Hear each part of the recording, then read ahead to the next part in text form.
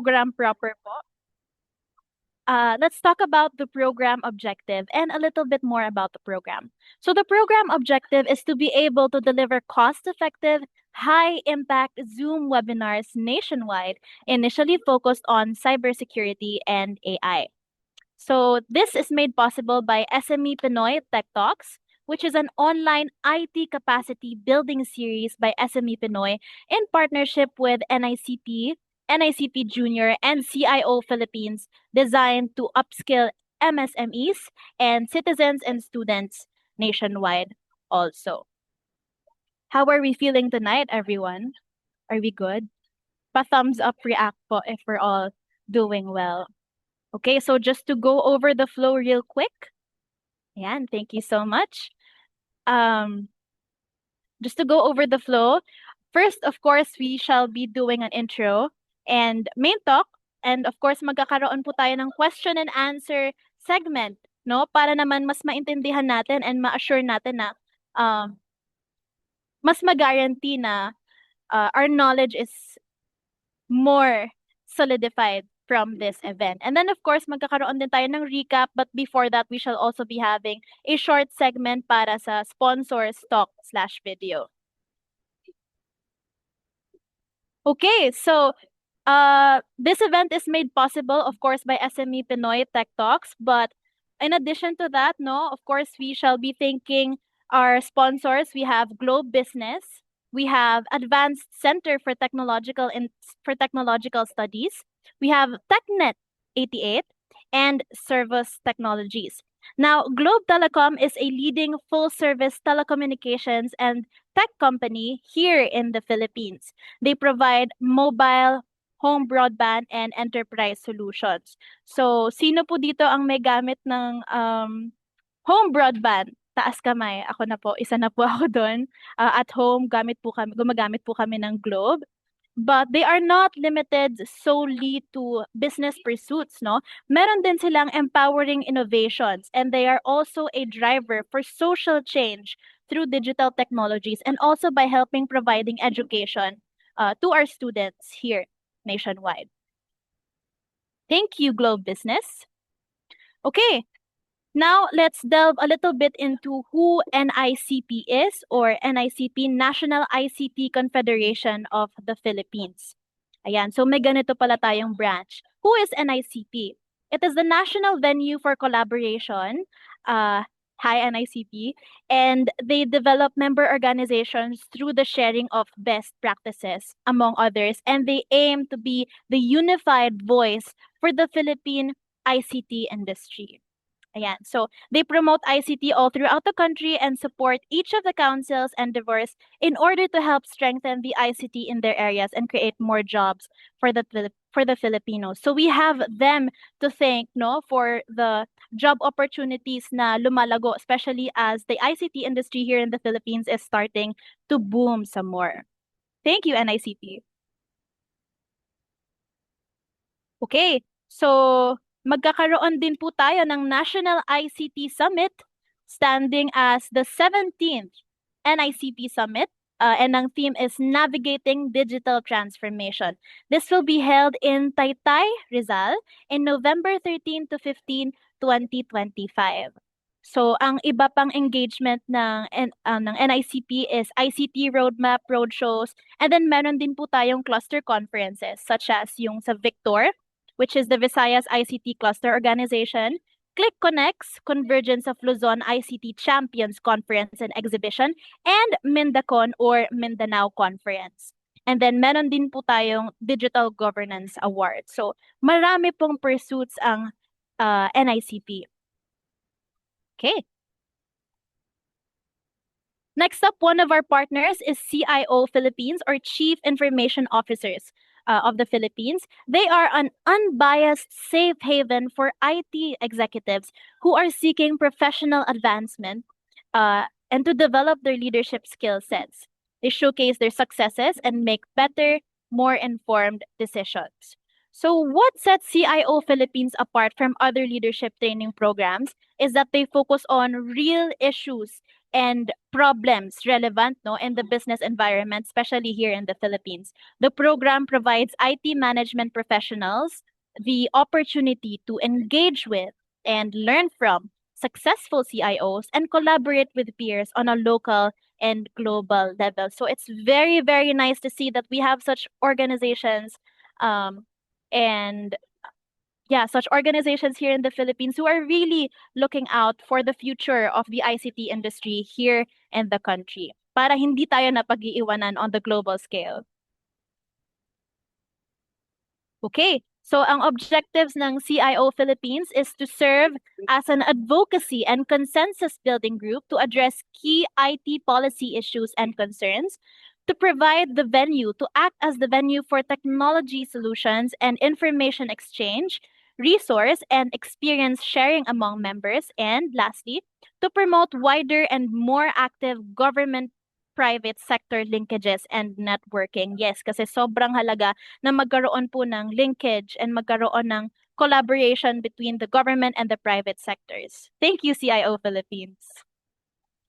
Yan, so as we can see po on the screen, here is the Facebook page of NICP.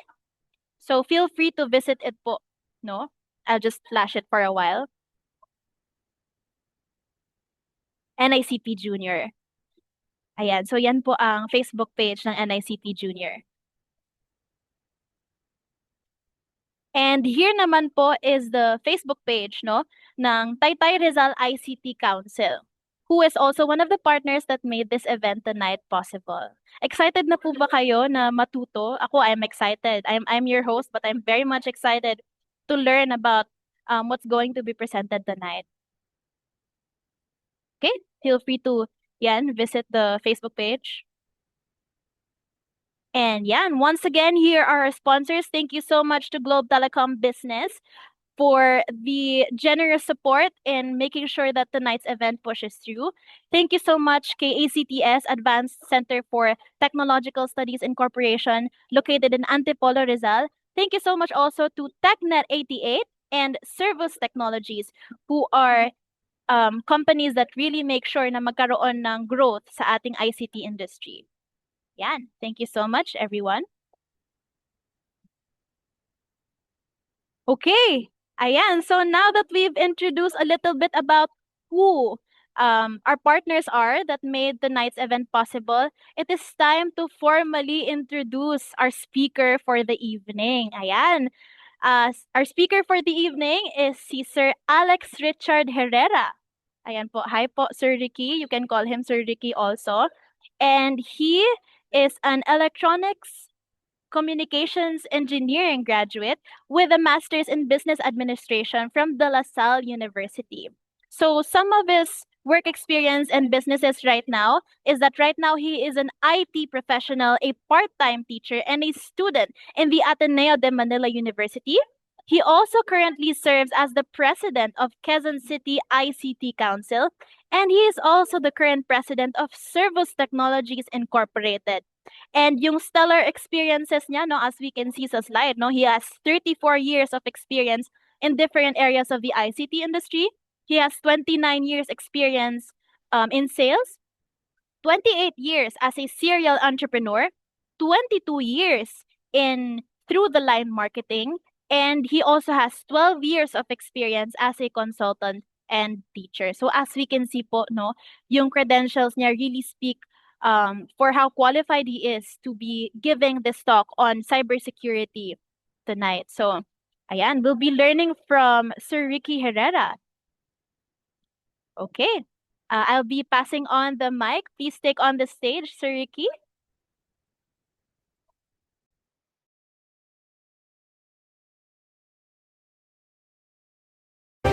Mga iga, nakatanggap ba kayo ng mga chat mula sa hindi nyo kilala at sinabing employer sila? Tapos ang alok simpleng task daw kapalit ng pera. Babala, yan po ay scam. Kung paano hindi mabiktima, alamin sa unang balita ni Darling Kai. Work from anywhere ang alok ng nagpakilalang staff ng isang digital marketing agency na minsang nag-message kay Bea. Ang kikitain sa simpleng pag-like lang ng mga produkto sa shopping apps, abot hanggang halos 9,000 piso kada araw. May pinagawa siya sa isang shop na i-heart po. I-heart po yung parang product. Kada po may pinapagawa silang gano'n na i-heart, nagbibigay naman po sila ng 160 hanggang 3 beses po. Pero kasunod nito, inalok siyang patubuin ng kanyang pera sa isaan niyang investment. Yung 1 to ko naging 1,560. Tapos nakalagay naman po doon yung sumunod is 3,500 na po. May binigay po na link na sa parang Bitcoin, ganun. Doon po yung para mag-i-invest, lalaki daw po yung pera doon. Dahil malaking tumubo, nangutang na siya para makapaglaan ng mas malaking pera. Pero di na ito ibinalik at blinak na siya ng kausap. Natulala po ako nun eh. Natulala po ako kasi yung 6K dun sa 9,800, inutang ko lang din po yun. Kala ko kikita ako, mas nalugi pa pala. Mahigit 38,000 pesos naman ang nascam mula kay Pearl sa pareho ring modus. Mas professional sila, Ma'am Darlene. Ang galing nila magsalita. Kumbaga, madadala ka talaga. Sakto, Ma'am Darlene, kasi that time talagang naghanap din ako ng side hustle. Nagmakaawa pa siyang maibalik ang 38,000 pesos pero hindi na siya pinansin at blinak. Ayon sa Presidential Anti-Organized Crime Commission o PAOK, task scam ang modus. Pasasakayin ka eh. Kunyari, mga gagawin mo para kumita ka, di ba?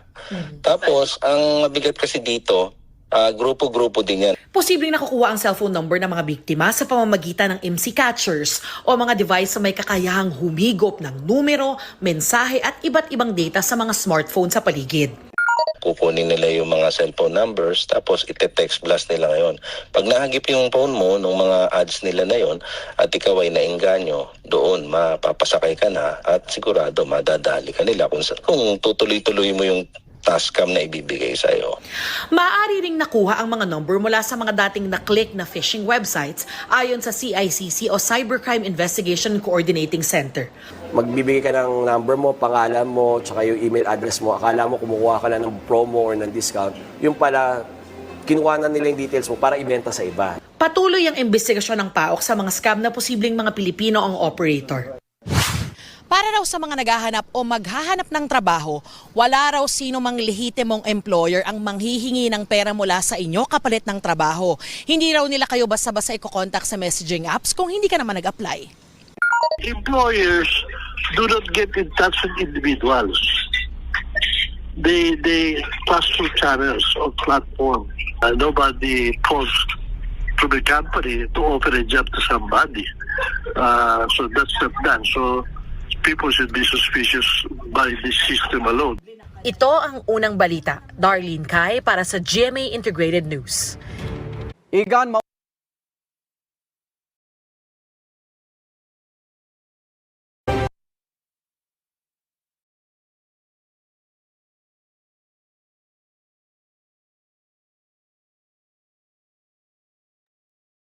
Hello.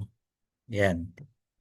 Alam nyo ba na ang online scam ngayon, sabi ng PAOK, ay mas malala na kesa sa drug menace. So at ngayong 2025 pa lang worldwide, 10.5 trillion annually ang cost ang mawawala sa cybercrimes. So ano yung mga iba-ibang cybercrimes na nakikita natin? Unang-una yung nakita nyo yung investment scam, pinagsama nila yung dalawa, task scam and investment scam. Sa 2023 ito, 4.57 million dollars at tumataas siya year on year 38%. Yung mga business email, yung nakakatanggap kayo ng business simula sa negosyo na email, yung mga nako-compromise, mga phishing ang tawag doon, 2.947 million dollars at tumataas siya 7.5% year on year. Yung mga tech support, yung mga nagsasabi na sira yung laptop nyo, sira yung Windows nyo, i-click nyo to para maayos. Ang mga nabibiktima doon, 925 million dollars at tumataas 14.6% year on year.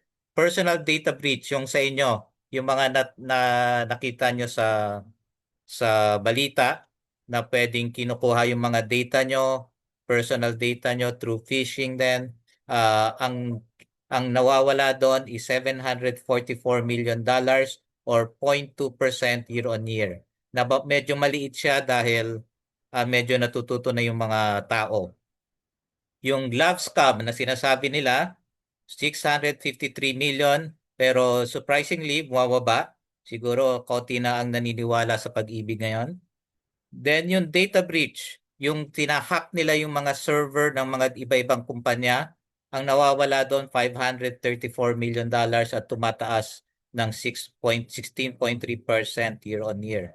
Government impersonation, magpapanggap sila na NTC sila or BIR para makapag-scam, $394 million, 68 at tumataas. Ito yung isa sa pinakamalaking scam na tumataas year on year, 63.8%. At yung mga naglalasada ngayon, nag-Shopee, nag-order kayo tapos hindi dumarating yung mga order nyo or kung yung mga kung kayo naman ay nagbebenta at hindi kayo binabayaran, kasama yan sa scam, $310 million at tumataas 9.9%. So saan ba nanggagaling ang mga karamihan to? Ano mga klaseng crimes? Yung phishing, yung through emails, phishing, may tumatawag sa inyo. So maraming ganun ngayon, tatawag sa inyo, nagpapanggap, hihingin yung OTP nyo na ipapadala nila. Smishing is SMS naman. So sinasabi nga nila ngayon sa pag may link doon sa SMS, wag niyong pindutin. So yan ang isa sa pinakamalaking common crimes, more than 323,000 ang ganyan in 2021 alone. Yung mga non-payment and non-delivery, 82,000 times nangyari. Sa Amerika pa lang to. Personal data breach, 51. Identity theft, ang identity theft is kukunin nila yung identity mo. Example dyan, yung sa mga Facebook, bigla nilang i-hack, hindi nyo na ma-access yung Facebook nyo. Yan yung isang Extortion is tatakutin kayo para magbigay kayo ng pera. So yan din ang isa 39. This is all in the US nung 2021 pa lang. Yung glove scam, yung tech support and investment. So yan ang mga different types of cybercrime. So bago tayo pumasok sa personal cyber hygiene, alamin muna natin ano yung cybersecurity.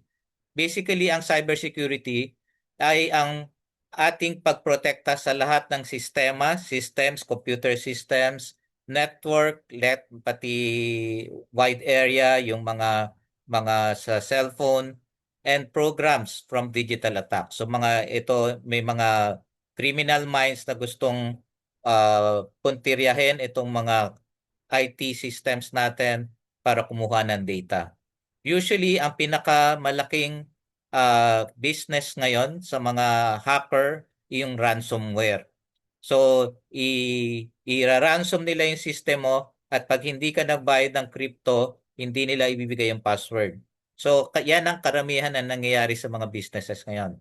Or simple lang ini-interrupt nila yung normal business processes para hindi magamit yung sistema.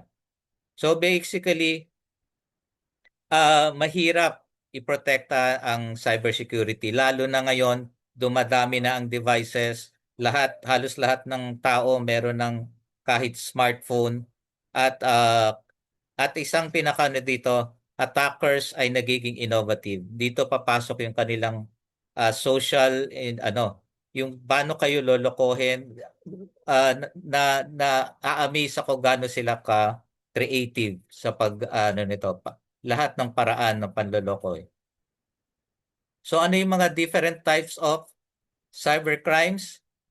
Ipoprotect nyo yung mga applications, mga software, yung network, yung iba, yung kung on-premise kayo, and at the same time, on-premise meaning yung, technical. Yung server ay nandun sa opisina, or yung cloud, meaning yung server, yung mga systems nyo ay nandun na sa cloud na uso ngayon. Yung simpleng disaster recovery and business continuity planning. Lahat tayo ngayon takot sa earthquake, the big one. At kung mangyari yan, malaking isa yan sa mga pinoprotektahan. Paano yung gagawin pag nangyari to? Paano magtutuloy-tuloy nyo ma-access ang inyong data? Yung identity management and data security, paano na yung tamang tao lang ang pwedeng mag-access ng tamang files. Yung kayo, yung cellphone nyo, kayo lang ang makaka-access. So yan, importante yan sa mga different types of cybersecurity, mobile security, yung iyong smartphone.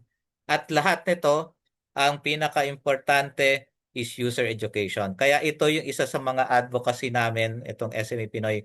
Gusto namin turuan lahat ng Pilipino. Kasama yan sa National Cybersecurity Plan ng Pilipinas of 2023 to 2028. Na objective, lahat ng Pilipino dapat maturuan nitong cyber hygiene para maprotektahan sila. Medyo mahirap siya na task pero unti-unti hopefully ma-achieve namin ito. So ano ba yung mga cyber threat? So another cyber threat naman ay yung mga ginagawa ng mga hacker, mga individuals na may harmful intents. So objective nila ay kunin ang data or sirain ang data para masira ang daily operations ng computers. So ano ang common categories na cyber threat? Malware, ito yung papasok sa system nyo para kunin yung data. Social engineering, yun na nga, yung task scam, yung lab scam, yung investment scam. Very, very creative sila paano harapin ang ano.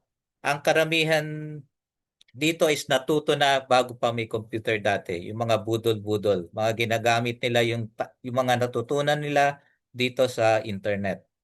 Man in the middle, ito yung akala nyo, yung nakikipag-usap kayo sa bangko, tapos papasok sila sa gitna para kunin yung mga pinapasa nyo, yung mga password, everything. Yun yung tinatawag. Medyo mahirap to pero kaya kailangan may encryption. So wag lang kayo magtiwala na magpadala ng personal information, bank transactions, kahit saan. Denial of service, ito yung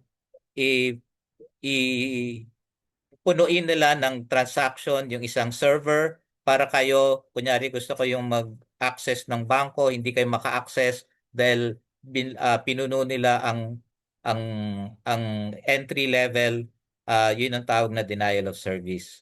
And injection attacks, yung paano nila papasukin lahat ng server para makuha lahat ng data o mangsira ng data. Ang isang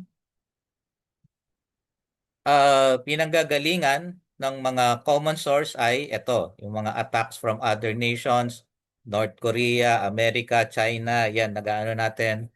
Pati mga terrorist organizations, yung mga ISIS noon, lahat sila na gumagamit ng cyber threat.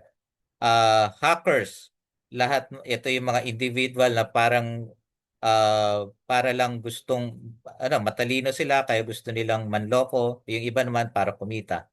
Malicious insiders, ito yung inside job.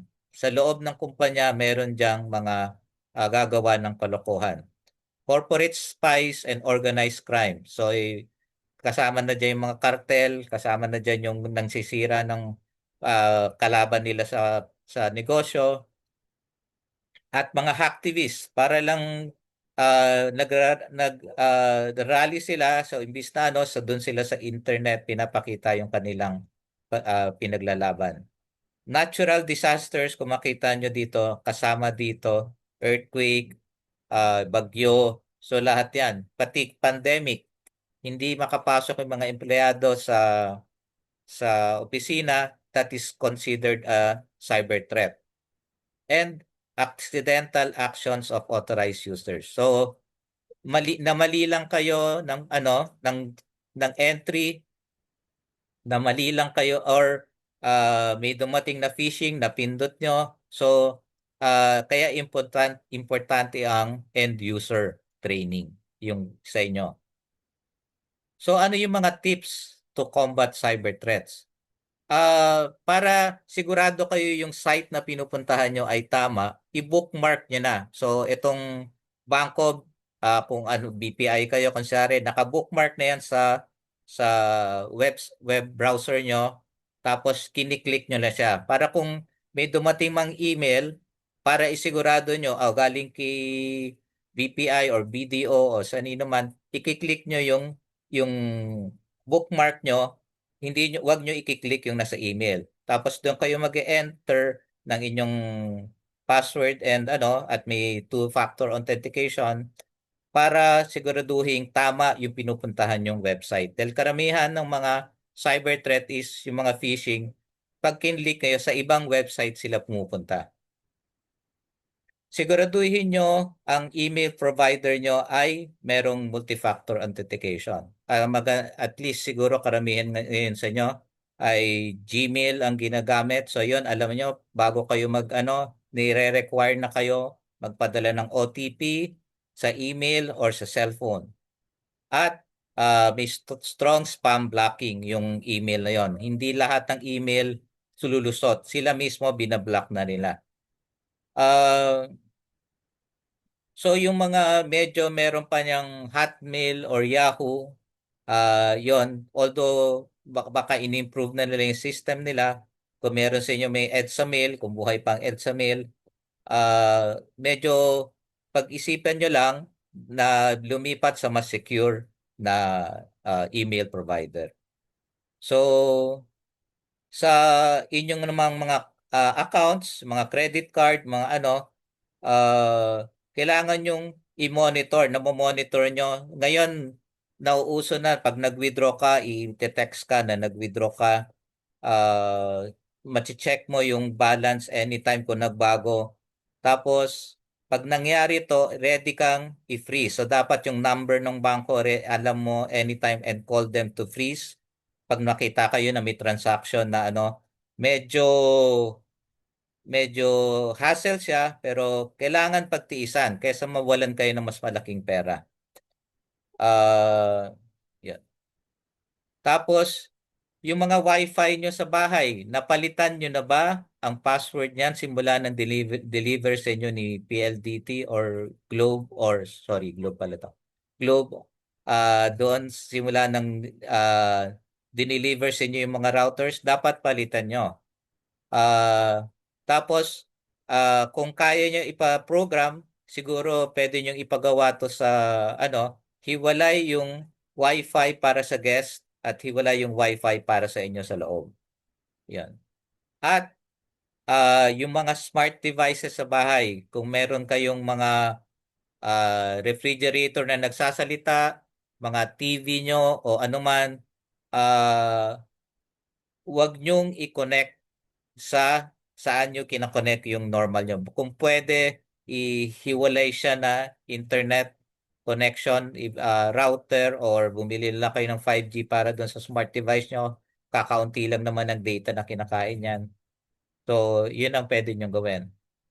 And last, yung consider nyo, pag gumagamit kayo ng banking or investment activities, gumamit kayo ng ibang laptop na hindi nyo ginagamit pang Facebook, pang browse.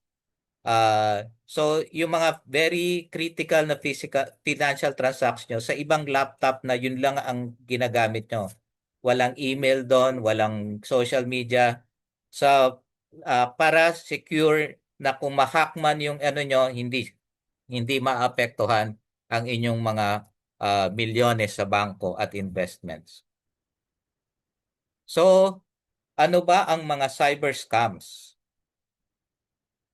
So, ang mga cyber scams ay ang criminals usually paraan nila para makapag cyber scam ang ginagamit nila ay email, messages, mga Viber, Messenger, pati yung cellphone na SMS, social media, yung Facebook, yung LinkedIn, whatever, or tatawag sa inyo. So yun yung ginagamit nila para ma-connect sa inyo at makapag-create ng crime sa inyo. Sila ay nagpretend na sila ay gobyerno, bangko, or sino man para makuha yung trust nyo. And ang gagawin nila ay matrig kayo para magawa nila itong particular. I-reveal nyo ang inyong bank account details, password, credit card number. So never give it away just to anyone.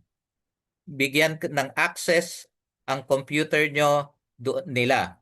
So sasabihin nila, may pinadala akong link, paki-open dyan, paki-click to, tapos sila na yung nakita mo gumagalaw dun sa cellphone, sa computer nyo. Opening an attachment, iwasan yung mag-open ng attachment ng galing kahit na hindi nyo kilala. Karamihan ng madaling phishing ngayon ay nanggagaling sa mga attachments. Kahit JPEG pa yan, kahit PDF pa yan, mas madaling maglagay ng mga software ng codes doon sa mga ganong attachment. Yung mga money or gift cards na kunyari nagpadala sa inyo ng gift card tas tutubusin nyo, yon pwede ring i-click nyo para matubos yung gift, pwede ring dumaan din doon. So, ang scam message, ang style niya parang shotgun. Ipapadala niya sa lahat, maraming tao, at hopefully may isa dong mamali at mapindot. Okay. At isa lang ang makuha niya, malaking bagay na to. So, nabanggit ko kanina, budol-butol, phone scam. So, nag-umpisa yan nung wala pang cellphone masyado, uso na ang budol-budol, tatawag sa bahay nyo na aksidente daw yung asawa mo at dalhin yung kahadiyero, itong sa lugar na ito, or yung yaya nyo ang magdadala yon. So dahil dun sa social engineering na yon, sa ganong creativity, doon nila inuumpisahan i-apply ito sa internet. Social media scams, yeah. So dito nila ginagamit to.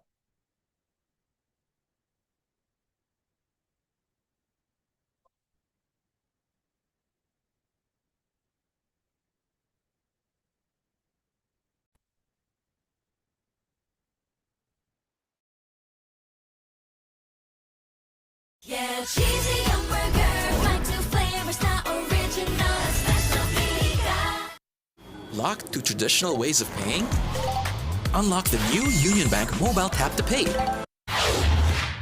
Nagmatch sa isang dating app sina alias Harvey at Lee at agad naging magkarelasyon base sa mga mensahe sa isa't isa. Pero si Lee na isa umanong Singaporean na nakabase sa Pilipinas, nag-alok ng cryptocurrency investment. Walang alam sa crypto si Harvey, pero dahil magaan na ang loob kay Lee, sinunod ang mga utos nito gaya ng pag-download ng isang app, pag-click sa isang website at pagrehistro doon sa umano'y crypto investment. Sabi niya na nakapag-earn siya ng halos nasa 2,000 or 4,000 US dollar sa trading kasi ang sabi niya kasi is ang kanyang tita niya sa Singapore is professor ng economics at tsaka siya yung parang nagtitimbre sa kanya na may magandang earnings sa during that day or time, which is na parang kikita ka na 10% na less than 5 minutes. Nakapag-invest si Harvey nang aabot sa $400 noong umpisa at bumalik naman ang pera. Sinabihan pa siya ni Lee na may newcomer bonus. Kailangan lang i-chat ang customer service ng app. Yung Sabado ng hating gabi, parang kinutuban na ako na parang may mali na. Sinubukan mong i-withdraw, however is hindi na mailabas yung pera. Naging conditions naman is kailangan na mag-reach yung 3,000 US dollar. Binigyan siya ng 1 linggo para mabuo ang $3,000. Nag-chat muli si Harvey kay Lee na nangakong tutulong. Sa kabuuan, nasa $1,200 ang pera umano ni Lee at kay Harvey naman ang $1,800. Pero nang umabot na sila ng $3,000, sinabihan si Harvey ng customer service na kailangang mag-trade muna bago makapag-withdraw. At nang makapag-trade na si Harvey, may isa pang problema. Dalawa umano ang address na nakalink sa account kaya hindi pwedeng mag-withdraw. Dapat umano mag-invest muli ng panibagong $1,200. Nagmamakaawa na si Harvey at ubos na ang kanyang ipon. Sa kabuuan, nasa 100,000 piso ang kanyang na-invest.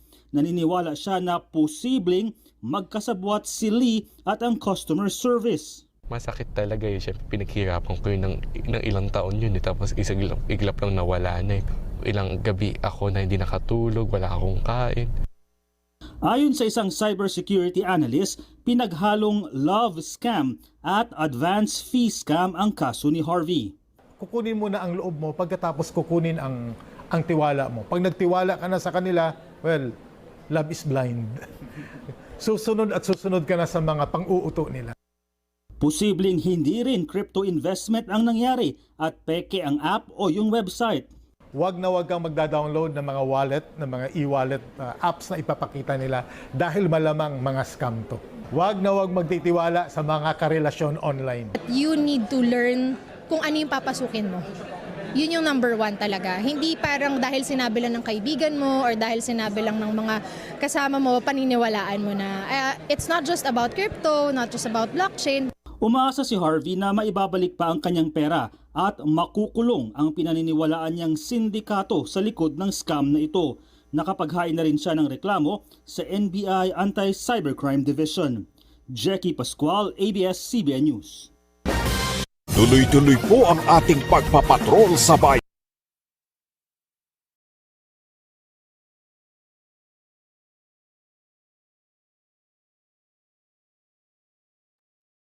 So, pag may mga social media scam, ito yung mga avoid nyong i-share sa kanila. Lalo na ang inyong picture, lalo na picture ng ID nyo. Birthday and date of birth, yung mga madalas ginagamit sa bangko, address and phone number, employer and work history, where you went to school, dahil ito yung mga ginagamit sa mga password, yung pag hindi nyo maalala, and any other personal information that can be used to target you. So, ang isa dito is mother's maiden name. Okay. We had that, nagkaroon kami ng ganong temptation noon na gusto na nung namatay yung mother namin, ilagay yung mother maiden's name. Biglang naisip ko, ito yung inihingi ng bangko. So, kitang-kita ng lahat ng tao kung ano yung maiden name ng nanay ko. Yun. So, yung mga watch out, yung mga ganon. Yung emotional part nyo, medyo mag-isip-isip kayo. So, stop and think before you share on social media. So, pwedeng gamitin lahat ng information na nabanggit ko doon at mas marami pa para, yun, ginagamit yan sa bangko nyo para ma-open, magpanggap na kayo. At or doon sa mga accounts nyo para ma-hack kayo, kung hindi nila malaman yung password, gagamitin nila yung paano ma-access yung password. May mga personal questions doon minsan. So, ang matatandaan nyo, lahat ng impormasyon na nilagay nyo sa web, pinost nyo, permanente yon. Hindi mo na pwede tanggalin siya, pwede siyang i-copy. So, iwasan yung gawin to bago nyo, wag nyong gawin bago nyo So, kailangan nyong isipin, bago kayo mag-post, pwede bang gamitin to ng cyber criminal to target me or my bank accounts, credit cards, and everything. Tapos second is, komportable ba akong i-share tong image nito or information na to to someone, a complete stranger na hindi ko kilala? So, yun yung mga madalas nating nakikita, pinipicture na natin yung kinakain natin, saan tayo nagbabakasyon. Yun. So, mga pwede natin magamit nila versus sa atin yan. So, i-develop nyo yung cybersecurity thinking. So, natapos na natin, pinag-usapan na natin ano yung mga cyber scams. Ngayon is, ano yung mga kailangan nyo gawin para iwasan itong mga scams. Mahirap i-recognize ang scam messages. So, they always use certain methods para lokohin kayo. So, isa is authority. Magpapanggap sila na government official, bangko, someone in authority, boss, para magpanggap. Ang second na kailangan yung intindihan is pag minamadali kayo. Kahit nung nagsisales pa ako dati, ang isang ano namin is iwasan yung kamot ulo na transactions. Yung pag nabili nyo, paglabas nyo ng store, iniisip nyo, bakit ko ba binili ito? So kailangan develop kayo ng habit na bago kayo labas ng pera, bigyan nyo yung at least ng maganda nga is 24 hours before you do it para makapag-isip-isip kayo. Nakita nyo doon sa video, medyo 12 midnight, nakapag-isip-isip na siya. Sana kung tinagalan pa niya, baka medyo natauhan siya. Emotion, iwasan yung gumawa dahil lang, yun na nga, sa mga budol-budol, nagpapanik, nasa ospital yung asawa nyo, kailangan nyo puntahan. So yun, ginagamit yan ng social engineering lang lahat ng cyber scam.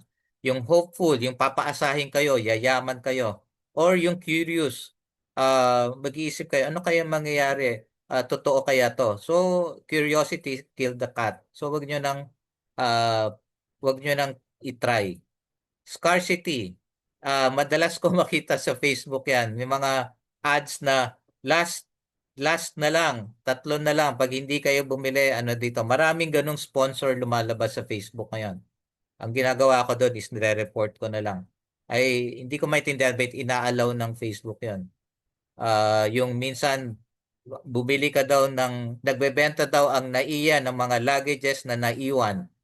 Parang nakuha nila sa idea sa sine dati, pero hindi yun totoo. Hindi nagbebenta ang NAIA ng mga luggage na naiwan ng mga pasahero. At marami kang makikitang ganyan sa sa Facebook. So, yan. Ignore nyo lang. At most, mas maganda, i-click, block and report nyo yung mga ganong ads. Current events, ito na is mga fake news. So, diyan na ginagamit ng paraan ng scammers. Hindi nyo alam din, pwede din gamitin yan ng mga criminals against you. Okay. So, eto na. We're going to the main topic sa ating ngayon, cyber hygiene. So, ngayon, how do we develop our own cyber hygiene? So, basically, ano yung cyber hygiene? Dahil medyo techy na tayo ngayon, mas lalo tayong vulnerable sa cyber threats. So, ang inyong devices, ang inyong laptops, smartphones, tablets, and other connected device, yan, pwede nilang yan ang i-target. At the same time, lahat ng online accounts nyo, email, banking account, Lazada or Shopee account, social media, yung mga Facebook nyo, LinkedIn, Instagram, yung mga gaming, kung meron man sa inyong nag-gaming dito, lahat ng nag-enter kayo ng username and password, yan yung mga pinupuntirya ng mga hackers. So personal cybersecurity is the continuing steps para ma-protect nyo yung device nyo at yung mga account nyo. How do you do that? Always turn on automatic updates. Kahit na hassle siya, nagtatrabaho ka, biglang nagtatanungin ka, please reboot because pwede mo na i-hold minsan, pero wag mo i-turn off. Dahil dito nila nilalagay yung mga like si Microsoft sa Windows, yung mga protection sa mga bagong threats na pwedeng makita nila or mga bugs, mga lumang vulnerability, yung mga butas na pwedeng pasukin ng mga cyber criminal. So always turn on automatic updates, especially sa inyong laptops at pati sa cellphone. So itong mga bugs na ito yung ine-exploit ng mga cyber criminals. Ang isang, kung alam nyo yung 2018, nagkaroon ng lumabas yung mga bold pictures ng mga artista. Nakuha nila yon sa isang bug ng iPhone. Na dahil dito sa bug nito, na-compromise ang mga private photos ng mga artista. Then after that, inayos na yon ni Apple. Hindi nila inamin na dahil yon dun sa mga nangyari at nakapaghugas kami sila. Pero itong mga ganitong vulnerabilities na mga bugs ang hinahanap ng mga cyber criminals. Kaya kung may update, make sure i-turn on nyo to. So, yan. So, ako na yung unang magtatanong sa sarili ko. Paano ako kung meron pa akong mga Windows XP, may Windows 9 ba? Windows 7, ngayon matatapos na ang Windows 10 and 11, wala na yung support. Ano yung gagawin ko dyan? I suggest wag nyong gamitin siya para sa inyong mga social media and everything. Gamitin nyo na lang siguro sa games na hindi nakakabit sa internet. Gamitin nyo sa mga accounting software nyo or anumang typewriter na gamitin nyo na hindi ikakabit sa internet. Wag nyo na siyang ikabit sa internet. Dahil or kung gagamitin nyo sa internet, wag kayong maglalagay doon ng accounts. Dahil vulnerable na yan. Anytime, pwede siyang pasukin ng mga hacker. Next, cyber hygiene. Always activate the multi-factor authentication. Minsan, tinatamad kayo. Ayun, hassle naman to. Magdadagdag pa. Tama na yung password. Kailangan pang mga OTP, mag-send ng OTP. Huwag nyong katamaran to dahil ito yung isa sa ways para maprotektahan nyo yung sarili nyo. So sa cellphone nyo, uso na yung mga fingerprint or facial recognition, yung magpapadala sa ano. Ang ibig sabihin ng multi-factor authentication, more than once ang pag-secure. Hindi lang password, pag 2 factors, password and fingerprint, multi-factor more than 2. So, wag nyong isipin ng hassle, ang isipin nyo ay security nyo. Next, cyber hygiene. Start using a password manager. Dahil malamang sa inyo, ang karamihan sa inyo, isa lang ang password sa lahat ng bagay. So, dapat medyo And problema nyo, paano maalala nyo yung mga passwords na yon? Merong mga downloadable na password manager, pero ako, ang ginagamit ko na password manager is yung sa Google Chrome. Medyo techie ako, kaya kaya kong malaman kung medyo confident naman ako sa Google Chrome. Kung medyo wala kayong kitiwala sa password manager na Google Chrome, mag-download kayo, free password manager. Magbayad kayo better dahil mahirap din ng free para siya yung makakaalala ng password nyo sa device nyo. Okay. At bago nyo ma-access yung password manager, kailangan protected na multi-factor authentication. So next, cyber hygiene, always back up your device. So, kasama na dyan yung tinatawag na business continuity plan or disaster recovery. Lahat ng kumpanya yan ang objective backup. Paano nyo i-restore ang data nyo? Recommendation ko, yung mga photos, wag nyo na i-backup. Baka matulad lang kayo doon sa mga artista na naglabasan yung personal photos nila. Pwede nyong i-backup using Google, yung mga phone numbers or configuration ng iyong smartphone. Pero yung mga data nyo or pictures, gamitin nyo ang USB. Pag yung charger, imbis na sa charger nyo ikabit nyo sa laptop at i-download nyo diretso sa laptop nyo using Windows Explorer or ano ba ginagamit sa Apple? Sorry, Windows. So, i-download nyo manually. Huwag ninyong gamitin ang cloud. Gamitin nyo siguro yung cloud for the restoration ng configuration ng Mase-setup nyo naman sa cellphone nyo kung ano lang yung gusto nyong ipa-upload sa cloud. Ang isa ding downside ng pag-store ng photos, pag lumaki yan, sisingilin na kayo ni Google or ni Apple. Si Google up to 15 gig lang ang pwede mo i-store sa kanila. Sa dami ng pictures nyo, baka kulang yung 15 gig. So next, cyber hygiene, use passphrase. Luma na ang password.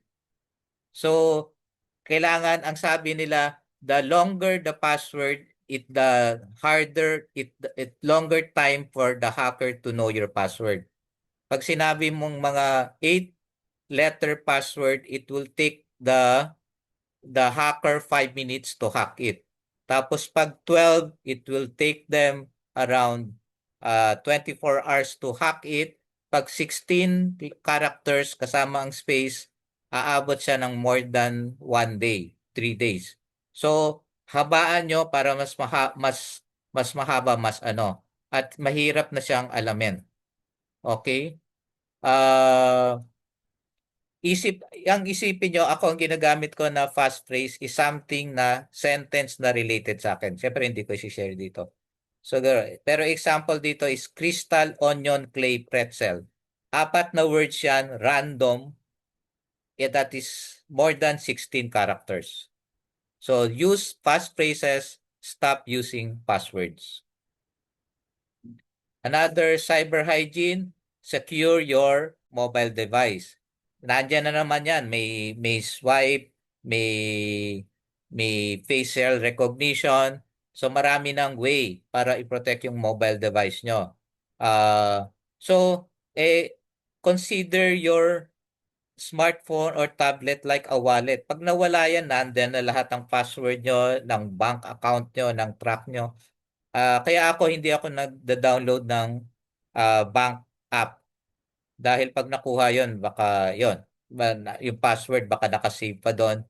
So kung mag-access man ako using the browser at hindi ko sinesave yung password, manually ko ini-enter ang password pag sa cellphone, pag bank app. So lahat ng tungkol sa information mo nandoon sa smartphone, pwede nang agawin ang identity mo ng hacker. Dito sa Pilipinas, hindi medyo mild pa. Sa Amerika, as in, yung buong pagkatao ng isang tao ay naagaw nila, na na-erase nila yung tao, sila yung pumapalit sa tao. Ganun kalala ang identity theft sa Amerika. Dahil yung buong buhay nila nandun sa device.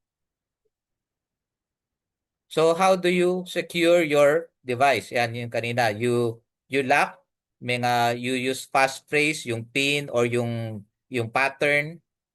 Tapos make sure na yung automatic nakaset after ilang seconds na walang nangyayari, automatic magla-lock siya. Never charge your device to any public charging station. So tinanong to sa past yung sa airport ba pwede ako maki-charge? Hindi. Yung mga may bayad ba na naguhulog ka na pwede ka mag-charge? Hindi. Ang dali-daling kunin lahat ng data mo. Kung ikaw kaya mo i-transfer ang lahat ng laman ng features mo sa laptop, sila din kayang higuping lahat ng data ng cellphone mo doon using that charger. Nasa USB yan ang connection ng smartphone mo to anyone. So again, inuulit ko, treat it like a wallet. Paano mo i-protect ang sarili mo ang wallet mo, ganun din ang cellphone. Okay? Hindi yung iniiwala na lang sa Nako, sa Ateneo, ang daming ganyan. Nakakalat lang ang cellphone, parang sila. Baliwala sa kanila. Masyadong secure sa buhay.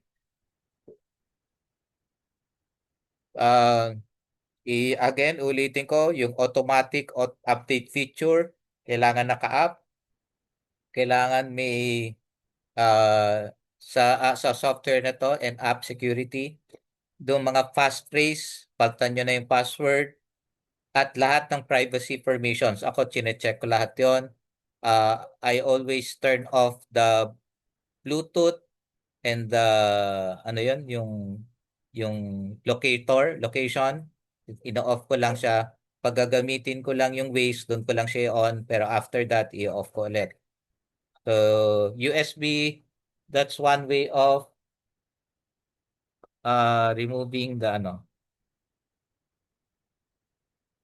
Okay. Data security. Sa inyong mga data, merong remote locking and wiping function in case makuha. So, pwede nyong kunin, i-erase yung data sa lahat ng smartphone kung available yan. Siguro sa mga mahal na cellphone, mga iPhone, pwede yon. So, pag may nagnakaw, automatic, i-erase nyo na. Huwag nyo nang asahan na babalik sa'yo. Tapos, ensure you thoroughly remove data, yung mga device bago nyo ibenta. So, Actually, sa mga malalaking kumpanya, mas mahigpit ang policy diyan. Hindi yung pag nagbibigay sila, nagdo-donate sila ng computer or ng ano, yung hard disk hindi kasama. Dahil yung hard disk pwedeng kahit na sinabi mong reformat mo na, pwede pa ring makuha ang data nun. The same way with smartphone, pwede mo siyang i-delete, pero pwede pa rin siyang, kung somebody can make a wise, kung techie ang kumuha ng cellphone mo, pwede pa rin makuha kahit na reformat mo yung data sa cellphone. Pero kung gusto nyo talaga ibenta, i-reformat nyo at ibigay nyo, i-installan niya ng scratch, wala yung mga apps nyo bago nyo ibenta. Connectivity again, turn off the Bluetooth and Wi-Fi pag hindi nyo ginagamit. So another pala, yung sa inyo mahilig makigamit ng Wi-Fi sa airport or sa mall or sa restaurant, delikado yan. So ano na, magbayad na kayo ng 4G nyo at 5G nyo, wag na kayo makilibre ng Wi-Fi. Okay? At make sure na hindi nakaset na automatically connect ang inyong mga Wi-Fi networks. Dahil pwede silang gumamit ng fake na Wi-Fi para kunwari Wi-Fi tapos kunin ang lahat ng data mo. So kung pwede siyang, ang cellphone mo pwedeng kuhaan ng data using the USB port, pwede rin siyang kuhaan ng data using the Wi-Fi and the Bluetooth. So I think nabanggit ko na ito. Cybersecurity, avoid using public Wi-Fi hotspots sa mga coffee shops, airports, hotels, and everything. Kung sakali na gusto nyong gamitin to, mag-invest na kayo sa VPN. So, i-measure nyo lang ano mas mura, VPN o 5G. Okay. And yun na, nabanggit ko, don't use publicly available charging cords or USB ports. So, develop your cybersecurity thinking. Hindi lang siya changing settings, making dapat after nun, komportable ka na. Hindi. It's a change in your thinking and behaviors. So, paano ba yon? So, turn off location-based services. So, yung locator, i-off nyo. Always do the MFA. Always turn on the enhanced security. Turn off Bluetooth pag hindi ginagamit. Use a VPN, lalo na kung mahilig kayong gumamit ng free Wi-Fi. Stop using an app because of security. Pag tingin nyo yung app na yon, delikado, wag nyo nang gamitin. Delete or pause a social media account. Kung tingin nyo na-hack na yung account nyo, pag i-let go nyo na, i-delete nyo na at mag-create kayo ng bago. Use anti-tracking software, additional download to. Delete an account other than social media. So ito yung mga banking apps, mga gaming apps, mga ganon. Use an encrypted messaging service. So ngayon ang dito madalas na uso nun si Viber, si Messenger, madalas ang uso yun, kaya naglagay na sila ng encrypted version. Pero yon, so Viber is usually encrypted. Messenger, nag-uumpisa pa lang sila. Wala akong Telegram dahil ito yung madalas ginagamit ng mga hacker para pang-hack, yung Telegram. Dahil yata siya masyadong secure, nakakapagtago sila. Tapos, yung mga isipin nyo yung mga device na natatrack kayo kahit saan na kayo doon na napupunta, mag-isip-isip na kayo doon. Kailangan nyo din mag-device holiday. Wag laging nasa device. And meron din kayong mga non-connected device, meaning hindi naka-connect sa internet. Pati yung mga, sa bagay, hindi pa uso dito yung mga smart refrigerators, mga smart appliances. So, yun.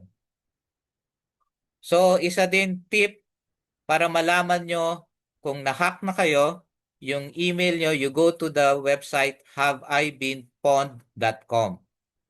I-enter nyo doon ang inyong email at doon yung malalaman kung nag-breach kayo. Kung na-breach na kayo, huwag nyo nang gamitin yon for any bank accounts or social media. Create kayo ng bagong email at ano yun. Lalabas naman doon kung ano yung account na yon, ano yung breach na nangyari at ano yung nakuhang data sa inyo. So from there, palitan nyo na yung mga data na yon in your important accounts, especially banks or credit cards. Lahat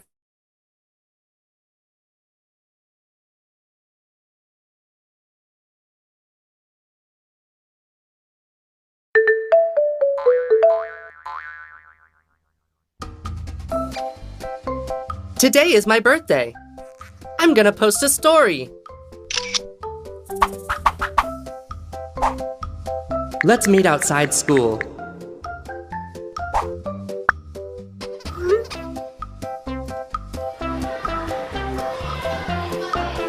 Happy birthday! Selfie? Yeah!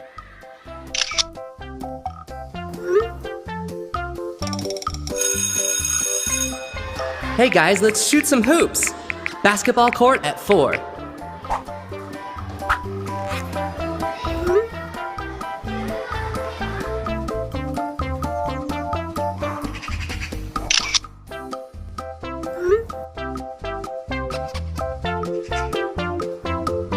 I'll be waiting for you at my place to celebrate. This is my address and my phone number.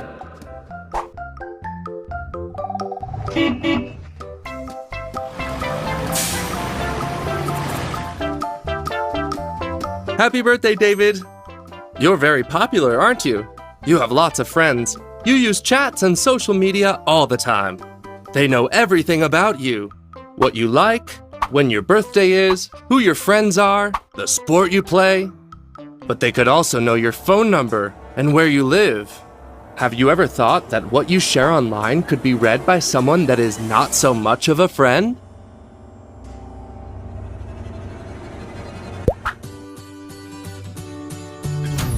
Always remember to take great care with the personal information and photos that you share online. Share with care. Now let's go celebrate. Your friends are waiting for you.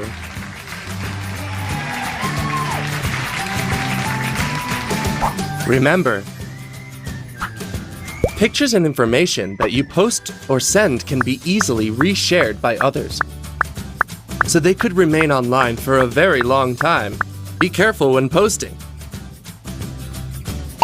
Don't share phone numbers, addresses, or personal details. This information could be misused by others. Always check your privacy settings of the apps you use. It's important to know what people can see or who can contact you. When signing into a website or social media, ask an adult for help and advice. Choose a difficult password and share it only with your parents. Take great care with everything you share online. If you have any doubts, always ask an adult for help.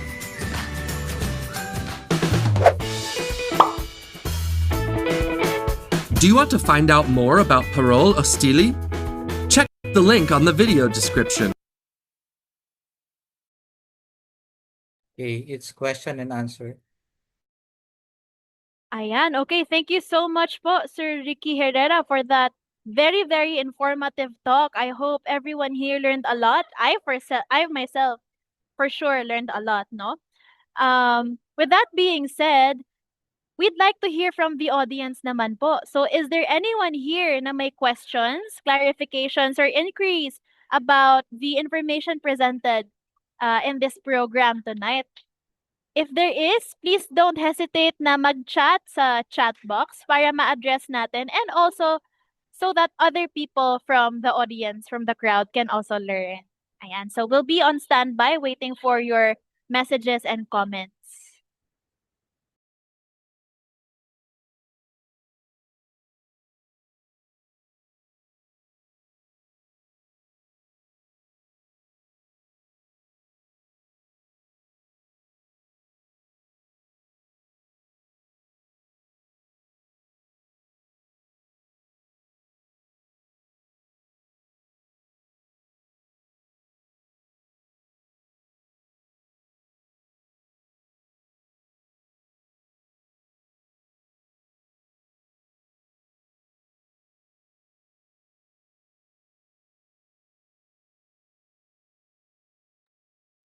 Ayan po, once again, for those who have questions, please just type it in the chat box so that we can address your concern. Ayan, so we have question number 1 po from Sir Arthur Baron. Is the Philippine government investing enough for cybersecurity? Wow, that's a very interesting and important question. Sir Ricky. Yes, in the okay ba? Mag-echo hindi. Okay. In the current budget, nagreklamo na rin si DICT. Sila nagsabi na mababa yung budget nila and they should invest more in cybersecurity. So, sagot tanong mo hindi. At doon lang sa National Cybersecurity Plan, isa sa mga requirement doon is damihan ang cybersecurity experts. Nung huli kong tinanong, I think mga 1 year or 2 years ago, ang kailangan na cybersecurity experts sa Pilipinas ay around 100,000. As of that time, 4 lang ang licensed cybersecurity experts at yung 3 nasa abroad pa. So, isa yan sa yung mga nag-aaral dito. That's isa sa mga career yan na pwede niyong pasukin. Doon sa investment part, nasa private sector yon. At I think the best solution para sa cyber scams is talagang user education tulad nitong ginagawa namin. Ito lang ang tingin kong mas malaking may re-resolve, kaya we're doing it for free para mas marami. Hopefully, through NICP, since kalat sila buong Pilipinas, is may ikalat namin itong user education na to. Okay. Okay. Ayun, thankfully nga po, no, we have such organizations and partnerships para mas spread pa nga yung gantong awareness and yung need, no, ng more measures and budget also for allotting for investing, no, sa cybersecurity, especially sa ICT age po na ito. Next question po, we have a question from Sir Lester Ong. Kung nahack yung Facebook, possible ba pati email connected sa Facebook mahack din po? You are not 100% sure na nahack, pero you are also not 100% sure na hindi nahack. So to be safe, either palitan mo yung email, at least password muna kung ano. Palitan mo muna yung password, then try to get a new email. Medyo hassle siya, pero that's a way of protecting yourself. So based sa tanong mo, ang dating sa akin is pati yung social media mo hindi mo papalitan. Sa akin is i-disconnect mo na siya at maghanap ka na ng mag-create ka na ng bagong ano. Dahil ang term doon is compromise na siya. So alam na ng mga hacker ano yung mga personal data mo doon, kaya yun ang gamitin mo. Second then is avoid using your real names na. Yun yung mga napansin ko sa mga nahack na dati. Ni-encrypt na nila, mahirap ka na mo silang makilala. Okay. Ayan, thank you so much po, Sir Ricky. Sir Lester, we hope na address po ng complete and holistically yung question nyo. Next question po, what are popular and secure VPN providers that you can recommend? Actually, hindi ako masyadong maano sa ano. Pero usually, mahirap ano yan. I don't usually a secure VPN provider. I rather use yung mga others. Though I don't use Wi-Fi sa airports and everything like that. Usually, you use VPN pag gusto mo gumamit ng Netflix galing US. Yeah. Pero, yeah. Sorry, I cannot give any recommendation because I don't use. Opo. Ayan. Pero I'm sure there are also present data available online, no, that we can look for in terms of anong mga pwedeng gamitin natin na VPN providers na secure. We can also look for feedback online, no, para mas mag-guarantee yung security. Sir, may following comment po si Sir Lester Ong from earlier. Sabi niya po, ang problem daw po is hindi daw kaya mapalitan yung password. This is from the question po about sa email, kung nahack yung Facebook daw. There is a way, medyo long way lang na ma-retrieve mo ulit yung Facebook or email mo. Pero which is yung magpapadala ka ng mga documents, may process yan dun sa social media. And if ever makuhan mo na yon, i-delete mo agad. That's the best thing to do. Then create another one. Otherwise, kung hindi talaga, i-report mo na lang sa lahat ng kaibigan mo na nahack ka at yun, wag na nilang kausapin kung sino man yun nandun sa email and both Facebook. Dito rin papasok yung user knowledge. Kailangan talagang tayo pag nasabi na hack yung kaibigan natin, automatic tayo marunong na tayo mag-protect sa sarili natin. Yes, so we really have to take the necessary measures, no matter how long route po this is para ma-ensure yung safety. Let's proceed to the next question po. Is there a regular session for this kind of talk po ba? It would be nice to invite a lot next time. Yes. Wow. Thank you. So yes, this is the first. And what we plan, we will start with Taytay with first quarter next year. You will see the schedule at the end of the slide, the webinar. Tapos we also plan to talk to other ICT councils. So pwede naman kayo mag-join. So hopefully ICT councils is per city kasi. Also we plan to put this on YouTube so you can go back and share to your friends. Yan. Opo, and in addition, you can also check po siguro, no? Tama po ba, Sir Ricky, yung mga Facebook pages ng NICP Junior, Yes. Taytay Rizal ICT, etc., etc. Okay, Yes. next question po, from Miss Mia. Sabi niya, I see a lot of Google Forms links when applying for work at Facebook. Are those safe po ba? What is the best way to apply for work, I'm assuming online, and stay safe? Okay. Google Forms itself is safe. Ang problema is yung mga gumagamit nito. So parang ako, kung ang kumpanya ay gumagamit ng Google Form, baka magdadalawang isip ako. Mas traditional pa rin or gumagamit may mga job street, doon sila dumaan. That's the most at most ito yung isang namin, if hihingi sila ng Google Form, limited data, hihingi ng maybe a name and an email, pero pag humingi na ng more than that, magduda ka na. So kung name and email lang, for them to contact you lang. So yun lang ang objective. Pero kung ilalagay lahat ng information mo, personal information, medyo na yan. Pumunta ka sa office nila kung nasa Manila na sila at mag-fill up ng form manually, or kung nasa abroad yung ina-applyan mo, ask for a call.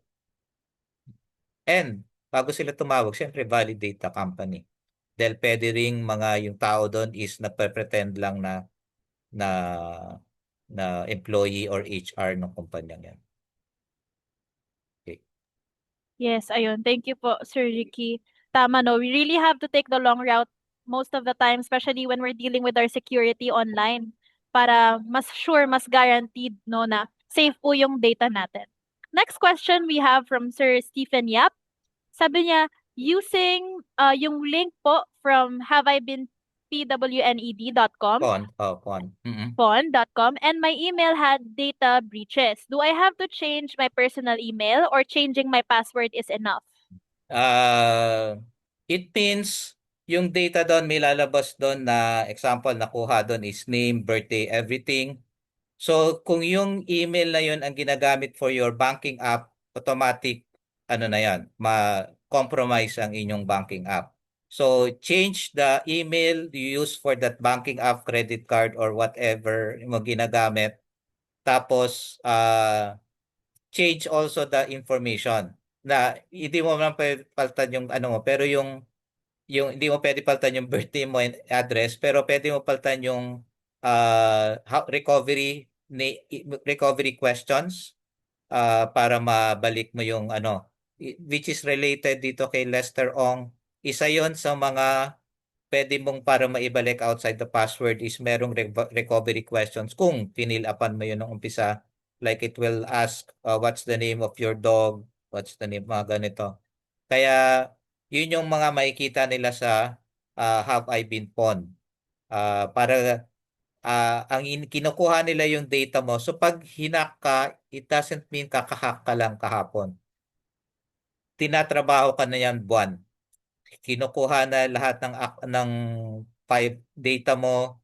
So pag nangyari is na nagtatry ka mag-change ng password, automatic yan ang susunod nila is yung recovery password, yung mga questions na ginagamit mo doon.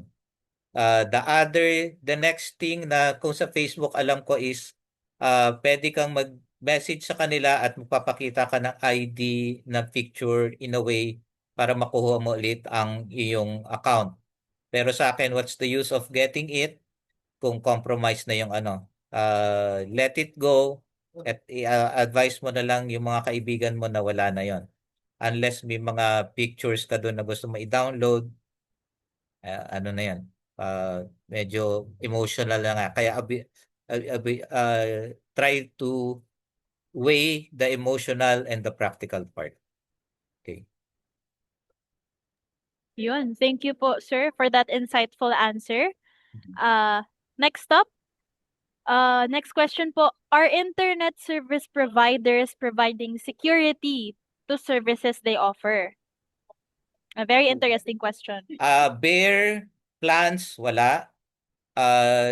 Usually, kailangan mong bumili ng mga firewalls at mga security, antivirus, XDRs, to protect your devices. Sometimes they will sell you additional security, additional plan yon. Kung wala kayong binabayaran na additional para sa security, then walang additional security na pinaprovide sa inyo ang ISPs.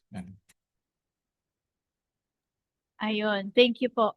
Next question from Sir J.R. Casido. Pag nag-set up po kayo ng password manager, tapos ginawa niyong subdomain yung company niyo, kaso open source yung password manager, specifically Passbolt, safe pa din po ba siyang matatawag? Teka, paano napunta yung password manager sa subdomain? Ang password manager is for your personal account and yung subdomain ng company mo is for your microsite. It's parang kung gusto mong magkaroon ng sarili. So gagawin mo yon para may shortcut ka sa domain mo. So parang binibigyan mo yung, para may convenience ka sa sarili mo, binibigyan mo din yung hacker na shortcut para pumunta sa password manager mo. As much as possible, kung tago siya, itago mo siya. Wag mo siyang ididikit sa kumpanya mo or ano na. Password manager is your personal. I don't know if you're talking about identity access management, kung ito yung binabanggit mo, pero i-different din yun. Wag mo rin ipapasok ang password manager ng system mo sa subdomain.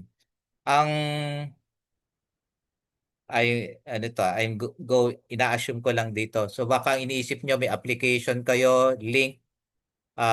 Pwede siya kung link lang siya papasok sa application nyo. So you can use a subdomain na naka-connect example sa, which is ganun ginagamit ni Facebook.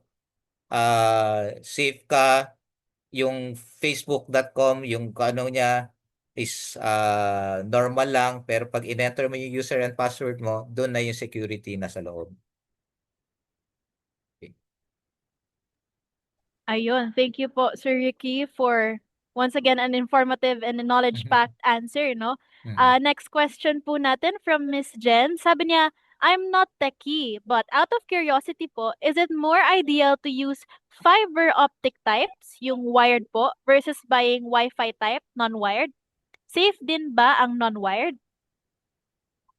Ang non-wired, okay. Ah,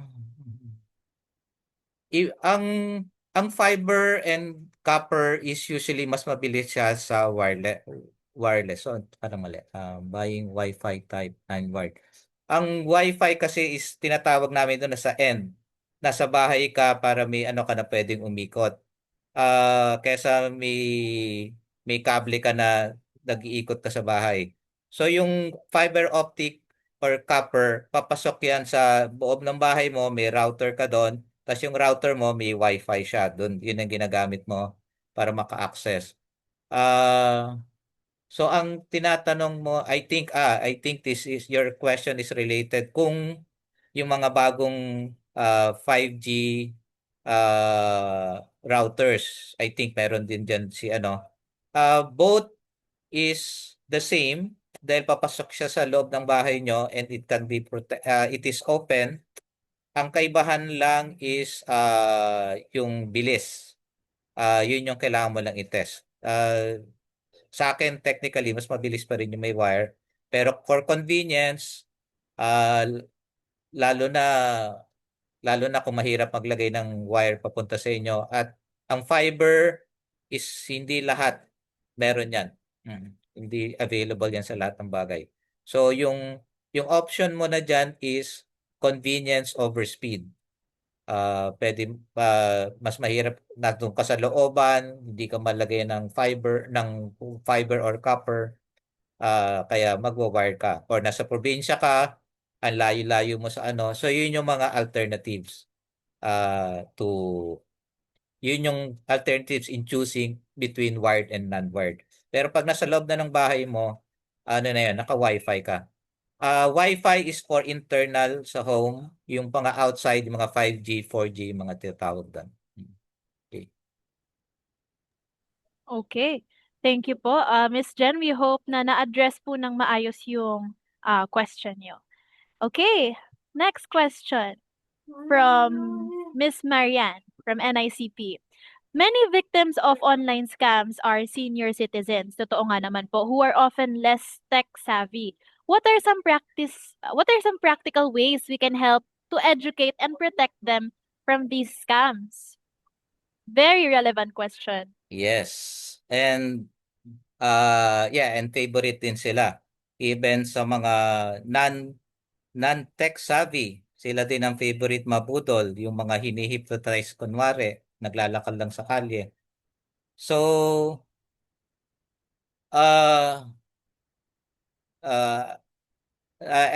inaano ko dahil I used to have a mother na yun na nga, trying to protect. Meron din kasing hindi mo pwedeng sabihin, ibigay mo na sa akin yung pera mo, ako nang bahala mag-protect na ton. So, may mga ganun silang ayaw nilang ibigay because of syempre gusto nila at their age, hawak nila yung pera. It's really hard dahil social engineering na to hindi na siya about technology One way or another, mabubudol ang isang elderly. And the only way you can protect them is kung meron another firewall, another protection between the scammer and your parents or your senior citizen, which is, Yan. Thank you. Ayun, noted po. So, kailangan mag-employ ng firewall. Okay? It's just, parang hindi firewall, parang palamuti lang yan. It's not a real firewall. Okay. Kailangan lang ng parang isang security Another guard. layer of Ayan. protection. Yes, Okay. good. Okay po. Sige po. So from Miss Rose, we have a question. Sabi niya, what to do daw if I only got Windows 10 as operating system for my work computer? No available funds to update OS to Windows 11 at this time. So, paano po kaya yun? Hindi pa naman yata, I haven't checked lately kung nag-end of life Windows 10 is pwede pa, extended support yan. I need to check. Pero yung 11, mukhang hindi pa ano siya. Pero oras na dumating na yon,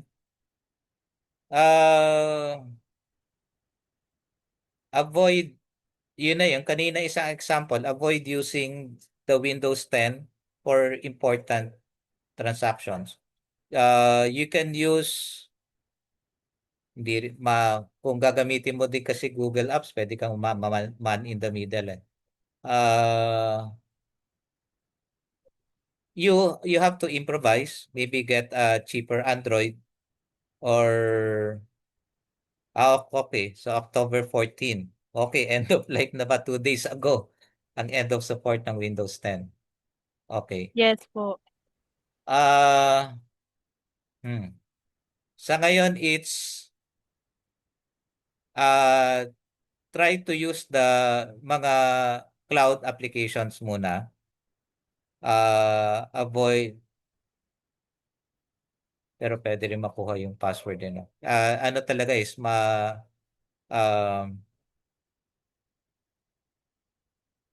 okay. Sige, ito na lang. For the meantime, 6 months, change of OS na, correct, to Android. You really have to buy. It's a risk, especially if it's a work computer. There's no compromise to it.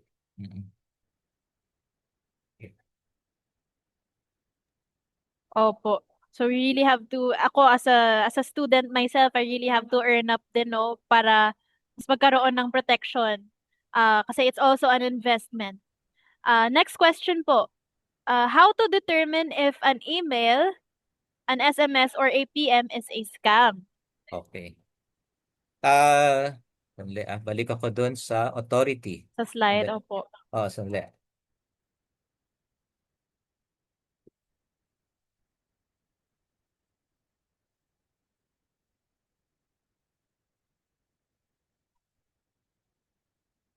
Okay.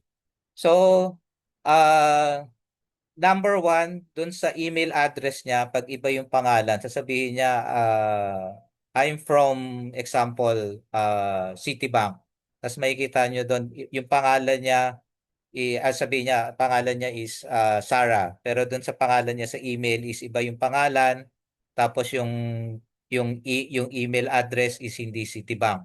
So, that's already one sign. Second, pwedeng sabihin nila citibank.com.com, pero pag pumunta ka sa website nila, it's citi.com.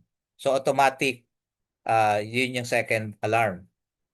Third, basta may i-ask sa'yo na i-click na site, automatic magduda ka na. Pero pag i-hover mo yung mouse mo doon sa link na yon, sa ilalim may lalabas kung ano yung actual site. Pag iba yung actual site sa lower left, dito sa lower left, dito sa may Ricky Herrera, may lalabas dyan na parang actual site na pupuntahan niya. Pag iba yon doon sa nakasulat doon na link, that's the third na hindi siya. And lastly, which is yung nila, ito, yung urgency, emotion, scarcity, pag pumapasok ng mga may ganyang pambabanta or pang-aakit, magduda ka na. So, again, think. So, before you click. So, pwedeng mong gawin is, pumunta ka sa bookmark mo ng site or actual email ng mga customer service ng bank na yon at mag-email ka sa kanila at itanong, totoo ba itong nangyayaring ito? Yan. So those are, there are other ways. Those are the few steps that I can think of for now. Yes, we really have to exercise caution po talaga, no? And like you said, you develop yung cybersecure thinking. Okay, so taking a look po, no, at the comment section right now, parang wala na pong other questions. Siguro po let's allot last 1 to 2 minutes para if may pahabol pa po na questions, please type it na lang po sa comment box so that we can address it. and everyone can also hear.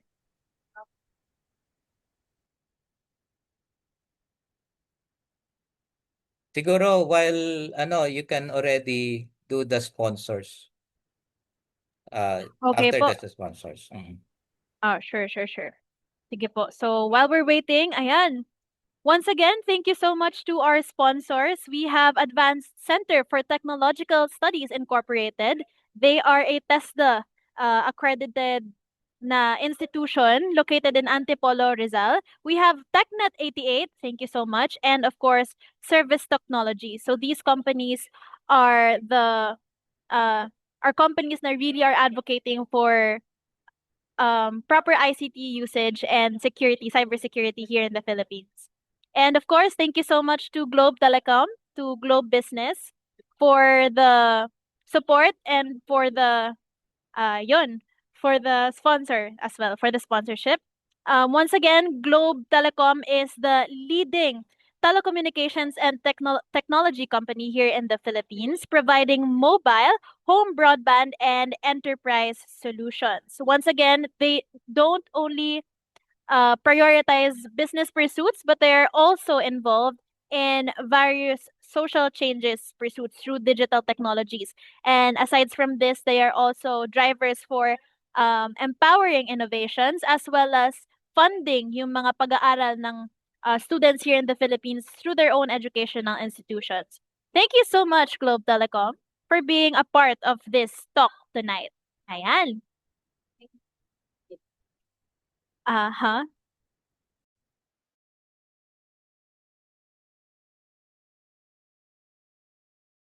Ayan, I think we have someone present from Globe right now. Let's play the video.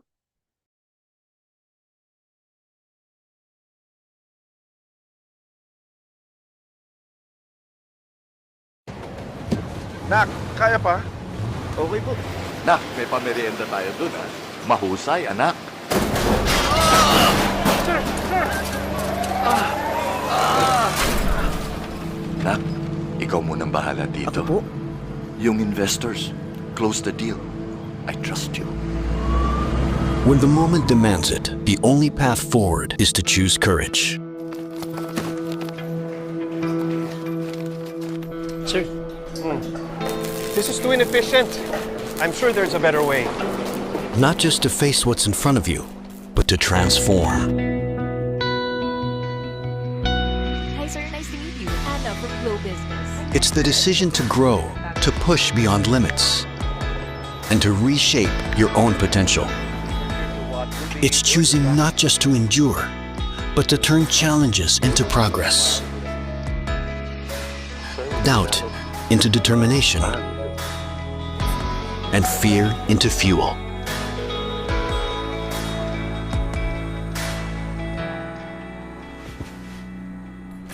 Nak?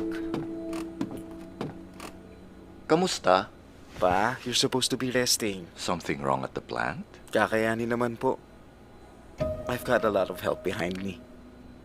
That's good.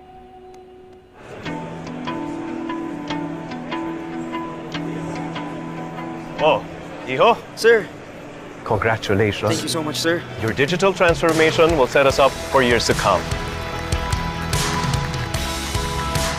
When the moment arrives, choose to rise above.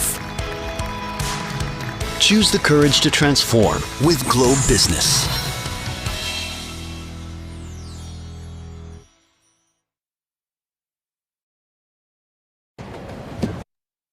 Ayun.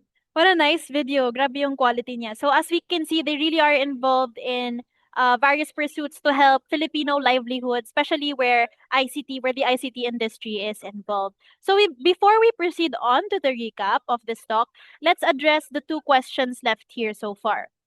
Sabi po ni Miss Marian, how often should we change passwords or passphrases? For this, I have a good news. Before kasi sabi ni the study say you need to change every 3 months or every 6 months. Pero there is a new study recently lang, wala pang mainit-init pa, walang 1 month. You don't need to change the passwords unless you got compromised. So yun na yung bago. So no more changing of passwords every 3 months or 6 months. Bagong labas pa lang yan from the that is from ICT security from our ICT security group. Okay. Ayun, very comforting to know kasi proper authority na po yung nagsabi, no? Last question. Ay, hindi po pala. Last two. What is more secure? Wired internet or wireless internet?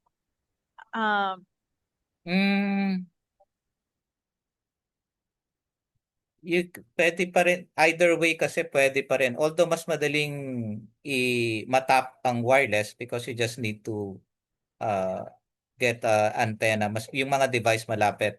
Unlike sa wired kasi you need to really tap on the wire. Lalo na pag fiber mahirap dahil at the end of ka lang pwede so you can say wired is more secure. Pero as I mentioned earlier, if this comes from the ISP, these are all unsecure. Dire-diretso siya. So what you need to add on is your security, your firewall, and your protection in your devices. So either way, since wired or internet, it doesn't matter dahil the protection is on your device and on inside your facility. Okay. Ayun, so that is our last question po, I believe, for the evening. I'll read out yung comment niya na lang din po. Network security is perpetually updated. However, the users are left behind. It's good that you have these trainings to educate users. Thank you. Thank you so much also po for appreciating yung mga ganitong initiatives. Now, with that being said po, no, let's proceed to a quick recap from mga important notes from tonight's talk. So, syempre po, we have to really exercise caution when it comes to clicking links or yung mga pag-entertain, pag-engage sa mga medyo sketchy or suspicious na messages, emails, or maybe direct messages via Messenger or Instagram and the like. And then in addition to that po, we also have to be very careful and avoid as much as possible using yung mga public Wi-Fi internet connection services and turn off yung Bluetooth din as much as possible pag hindi ginagamit. And also avoid using din yung mga public charging ports po natin. And ayun, we also now that we are in the ICT age, we also have to be very careful what we share on social media. So if meron po tayong mga students here like me, I think dito po tayo mas nadadali. So let's really be careful what we share kasi it's our digital footprint is there na forever and ever and ever. May forever. Kaya we really have to be careful. Pero grabe po kasi I believe na people, criminals are getting more and more creative kung paano nila madideceive and matatrick yung mga citizens, mga netizens natin, especially yung mga hindi tech savvy. So we really have to be more cautious. And in addition to that, we also have to spread awareness and help people who are not as informed sa kung ano ba yung mga tamang steps na iti-take natin para less yung maging risk and hindi tayo ma-victimize, no? So, sa mga mahal po natin sa buhay, our parents, our grandparents especially, we can help them by sharing the information that we have learned so far from tonight, no? Para mas equipped po sila when we are not by their side at all times. So, yun po. And then in addition to that, important pointers to help guidelines is i-bookmark po natin yung mga sites na important. So may mga banking sites. This way we have a reference sa kung ano po yung tamang site or website na dapat i-click. And yeah, some tips to combat cyber threats. Ayun po, change your default Wi-Fi password and overall just monitor yung mga existing lines of credit for possible fraudulent activity and just be on guard always. So, ayun po. Yun ang ating short recap, no? Kumbaga, condensed version of tonight's talk. But, yeah, thank you so much po. We hope that maraming natutunan ang mga audience natin for tonight. But before we end, we'd like to share po, no? So, meron po sa chat box na docs na link. And it would really mean a lot po if you can share your feedback on how to improve for us po, for future talks. And in addition to this po, you can also check yung Facebook pages ng NICP and NICP Junior for future announcements and future updates. Ayan. Tapos here, naka-flash po sa screen, things to look out for, no? For the next year. May aabangan na agad tayo for 2026. These are the following schedules for future webinar topics. Ayan. So, screenshot nyo na lang po, no? Para meron kayong reference. So, ang daming mako-cover pa na topics, no? Cybersecurity for businesses, cyber hygiene, etc., etc. Ayun. May question po, is this Google Docs safe? Yes po. Yes, oo. Safe po yan. I removed na some personal information. Not require personal information. Sa I screened it already. I'd like to add something dito sa AI, no? This is something new, like in the 90s, nauuso yung computer. In 3 to 5 years, baka the employers will ask, are you AI PC, PC literate? Are you AI literate? Ganun lang yan. So because the office may already be running AI applications. So yeah, so preparing for the next 5 years, lalo na yung mga bata, they will choose a career. You should be ready for this. Okay, thank you po. So, follow up lang po, no? Sinend po yung correct form na link ni Miss Paynor. Andyan na po siya. And then may question po tayo. Sabi ni Sir Gian Centeno, do we get certificates for this po ba? So, yeah, if you filled up the registration, yes, we can send certificates. ayun. Ayan, thank you so much po, sir. Ayan, Sir Centeno, may certificate daw po na makukuha. All right. Yeah, so as was mentioned po, please follow yung mga Facebook pages na nakalink sa chat box. There's NICP and NICP Junior. And then please give feedback sa correct form na binigay. Feedback.smepinoy.com.